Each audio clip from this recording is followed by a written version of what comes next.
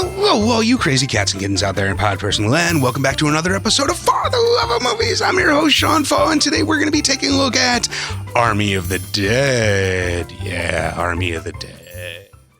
So this basically combines the oversaturated, trope-filled world of zombie movies with the formulaic bullshit of a heist movie, and then adds the cliched classic of a ticking time bomb. But it's actually not horrible. There is really nothing new here, but it is a fairly well-executed amalgam of the pop cultural zeitgeist of the last 20 years or so.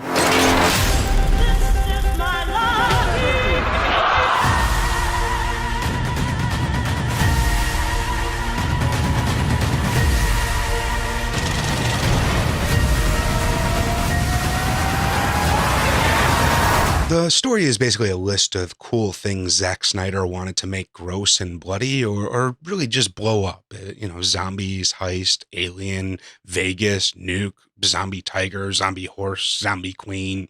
Kind of goes on like that. There's $200 million in the vault beneath the strip, with a 32-hour window to get it out. Find the safe. This should be a simple in and out. The making of video claims that he takes it to the next level by giving the zombies like a hierarchy and a class structure, but I would certainly argue Game of Thrones did it first and a lot better with the White Walkers until that whole series just kind of went to total shit. They're not what you think they are. They're smarter. They're faster. They're organized. That you can hope for is to die. Oh, scheiße. There was also some stupid family drama bullshit and a bunch of unnecessary red herrings, and then a bit of an unclear message about female empowerment. But all that aside, this is mostly just big, stupid summer blockbuster fun with pretty much everything that implies. It's not too late to go back.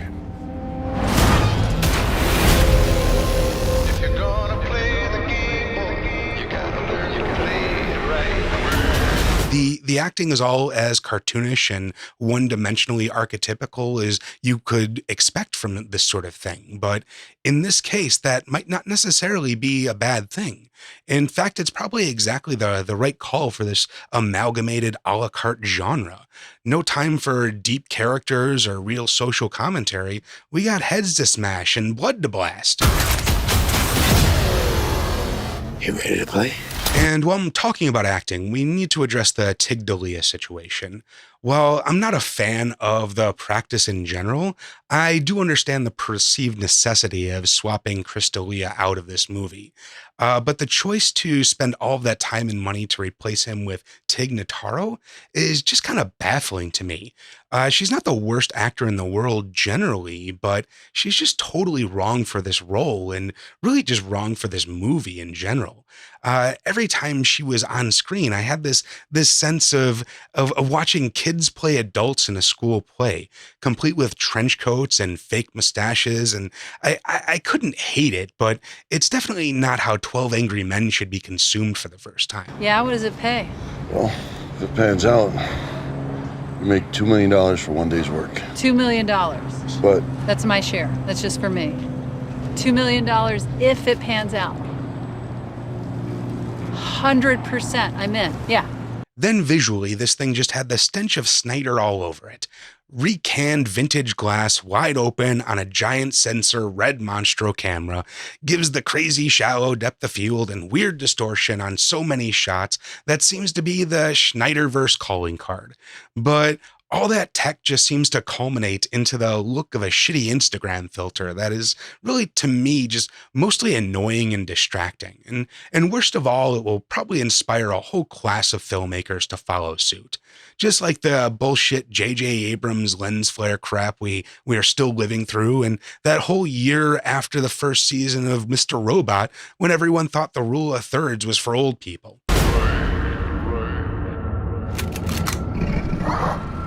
What the?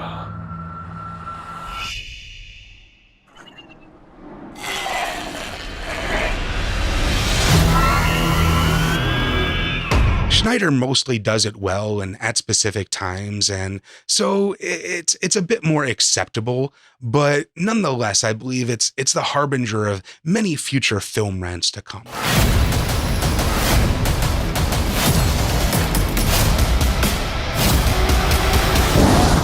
The VFX and the makeup and the production design was really all top notch and kind of over the top and gory, but I felt like the performances of the different classes of zombies were a bit too inconsistent. In the behind the scenes, they talk about the subtle differences in trying to make separate types of zombies look different, but still feel like they're really in that same world. But then they go and show some auditions of some of the zombies, and Zack's basically like, well, everyone has an idea of how zombies move, so I basically just let them do it. And I'm just kind of like, no, you direct them so the different pods of zombies have some sort of consistency, like in the deal. What is this? It's a goddamn zombie tiger. That's crossing the line. But what the fuck do I know? I don't really even like zombie movies. So in the end, this movie is mostly just big, dumb, fun, pure Hollywood escapism that probably represents the pinnacle of the zombie genre in the terms of scale and budget for the foreseeable future.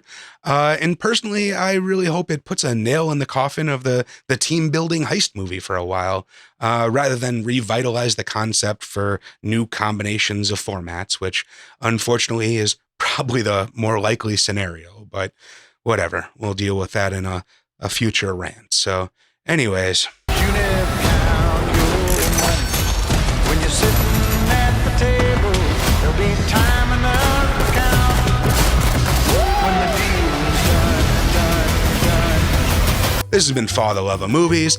I'm Sean Fa. Yeah, I'm here, and you're there. And you gotta like, and you gotta comment, and you gotta subscribe, and I don't know, phone a friend, tell an enemy, comment about what I should do next, and what you want me to rant about, and yeah, I don't know. Make sure you hit the buttons. That helps the algorithms and the peoples know we're out there and doing things.